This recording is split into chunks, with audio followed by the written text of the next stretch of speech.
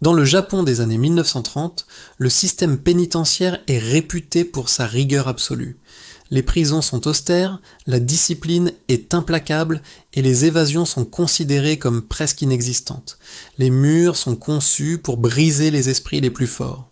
C'est un monde où l'obéissance n'est pas une option, mais une condition de survie. Et pourtant, un homme va défier cette certitude. Un homme qui, à lui seul, va devenir un cauchemar pour l'administration pénitentiaire japonaise. Son nom est Yoshie Shiratori. Né en 1907, il grandit dans un Japon en pleine mutation. Sa jeunesse est marquée par la pauvreté, l'instabilité et une succession de petits délits qui le mènent sur une pente glissante. Il n'est pas un idéologue ni un révolutionnaire. C'est un homme ordinaire, pris dans une spirale de survie, qui essaie de trouver sa place dans une société qui ne lui en laisse que très peu. Son parcours n'a rien d'héroïque au départ. C'est celui de milliers d'autres, ballottés par les difficultés de l'époque. Mais ce qui va le distinguer, c'est sa volonté de ne jamais accepter son sort. En 1936, tout bascule. Il est arrêté pour un vol qui a mal tourné. Condamné, il est envoyé dans une prison japonaise, réputée pour sa sévérité. Dès son arrivée, il comprend que ce lieu n'est pas fait pour la réhabilitation, mais pour la punition. Les cellules sont minuscules, à peine plus grandes qu'un placard. Les prisonniers sont surveillés en permanence, chaque geste est épié. Les menottes sont parfois maintenues, même pendant la nuit, transformant chaque instant en une torture. Tout est conçu pour empêcher la moindre pensée de fuite. L'air est lourd, les journées sont longues et répétitives. Pour beaucoup, c'est la fin du chemin.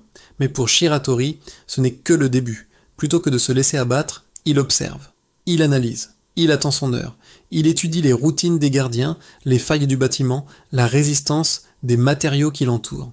Son esprit devient une machine à calculer les probabilités. Et il trouve une faiblesse là où personne n'aurait imaginé en trouver une.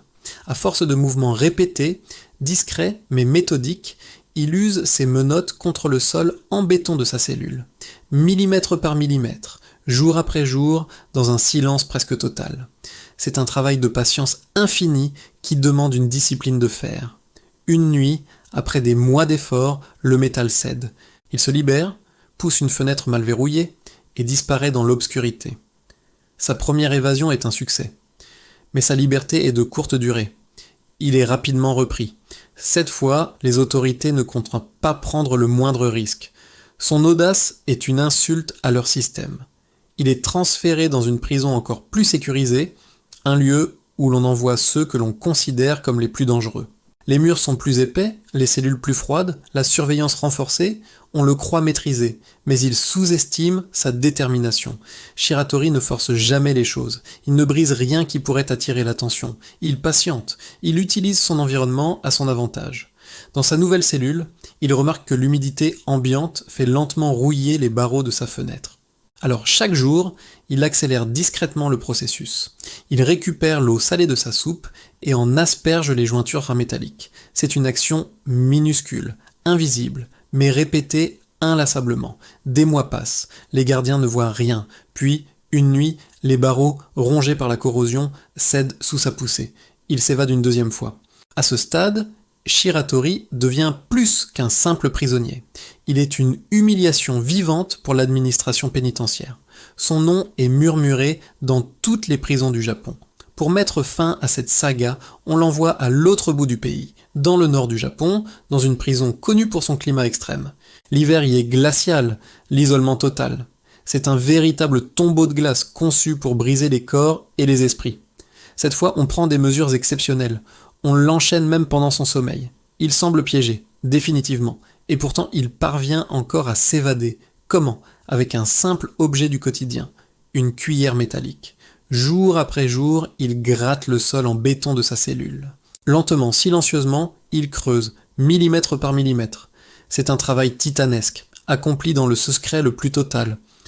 Après plusieurs mois, il crée une ouverture juste assez large pour se glisser dehors. C'est sa troisième évasion, un exploit impensable.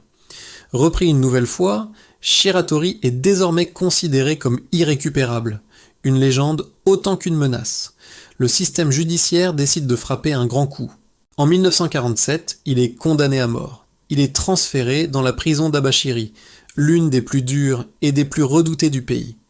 C'est la prison de la dernière chance, celle dont personne ne s'échappe. Les conditions y sont extrêmes, la surveillance constante. Toute tentative d'évasion semble non seulement impossible, mais suicidaire. C'est là que son histoire aurait dû s'arrêter. Et pourtant, contre toute attente, Yoshie Shiratori s'évade une 4e fois. Il parvient à se libérer de ses menottes, force une trappe de service au plafond de sa cellule et s'enfuit dans la nuit glaciale. Cette fois, il reste en cavale pendant plusieurs mois. Il survit seul dans la nature hostile du nord du Japon. Il se nourrit de racines, de baies et des quelques animaux qu'il parvient à attraper. Il devient une sorte d'homme sauvage, guidé par son seul instinct de survie. Finalement, épuisé, à bout de force, il se rend de lui-même à un policier qu'il croise par hasard. Son incroyable odyssée est terminée. Lors de son dernier procès, alors que tout le monde s'attend à ce que sa condamnation à mort soit confirmée, un élément change tout. Il prend la parole. Il explique qu'il ne s'est jamais évadé par défi ni par provocation. Il ne cherchait pas la gloire. Il fuyait pour une seule et unique raison, survivre aux conditions inhumaines qu'il subissait en détention. Il décrit le froid, la faim, les mauvais traitements. Son récit est si sincère, si poignant, que le juge est touché.